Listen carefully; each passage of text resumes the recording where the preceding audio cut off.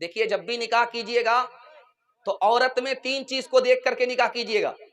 उम्र कम होना चाहिए, माल कम होना चाहिए, माल कम होना चाहिए, उम्र कम होना चाहिए, इल्म कम होना चाहिए। अगर आपने निकाह कर लिया, उसकी उम्र ज्यादा है तो आपको नुकसान होगा, आप ही को ढोना पड़ेगा। माल उसके पास ज्यादा है, इल्म उसके पास ज्यादा है, उंगली पर वो आपको नचाएगी। औरत को देखने की 3 चीजें हैं। देखिए, सीरत कैसी है, सूरत कैसी है, इबादत कैसी है। अगर सूरत में 1 नंबर, सीरत में 1 नंबर, इबादत में 1 नंबर, तो सारे जहान में 1 नंबर औरत है। एक औरत आई तावीज लेने के लिए, तो आमिल साहब ने पूछा कि क्यों तावीज लेना चाहती हो? कहा, मेरा शौहर मुझको डांटता बहुत है, मारता बहुत है। तो कहा, एक काम करो, मैं पानी पढ़ देता हूं, जब भी तुम्हारा शौहर गाली बोले तुम मुंह में पानी रख करके बैठ जाना, कुछ नहीं बोलना।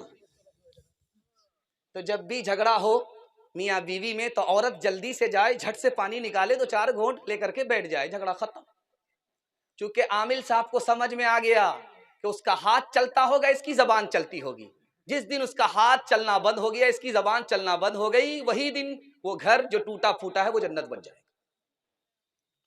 सास के यहां दामाद आया, दामाद आकर के बैठा हुआ है कि आज मुर्गा मिलेगा खाने के लिए। सास चालाक थी कि एक दिन मुर्गा खिलाएंगे, रोज दामाद खाने के लिए आएगा। उसने सोचा आज इसका इलाज करते, कभी नहीं आएगा। खिचड़ी पका करके दे दिया। अब दामाद ने जो देखा खिचड़ी, तो सर में दर्द हो गया। तो सास को कहता है डांट करके, ये मेहमान खाना है कि जेल खाना है? मैं दामाद हूं या कैदी हूं?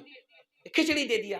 तो सास बड़ी चालाक थी, उसने कहा, बेटा खिचड़ी को बुरा भला मत कहो, ये खिचड़ी बहुत अच्छी ग़िज़ा होती है, अमीर भी खा लेते हैं, गरीब भी खा लेते हैं, किसी का पेट खराब नहीं होता। समझ में आ गया मुर्गा बचाने की प्लानिंग है। तो दामाद ने कहा कि अम्मा खिचड़ी तो खिला रही हो, लेकिन घी तो ला करके दो। अब बुढ़िया जो छुपा करके घी रखा था, ला करके ढक्कन खोला तो हाथ में हरकत थी, घी ज्यादा पड़ गया। अब बुढ़िया को लालच हो गया कि सारा घी तो दामाद ही खा जाएगा।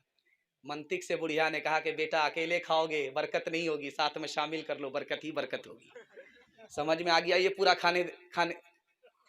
खिला नहीं सकती है, ये खाने देगी नहीं।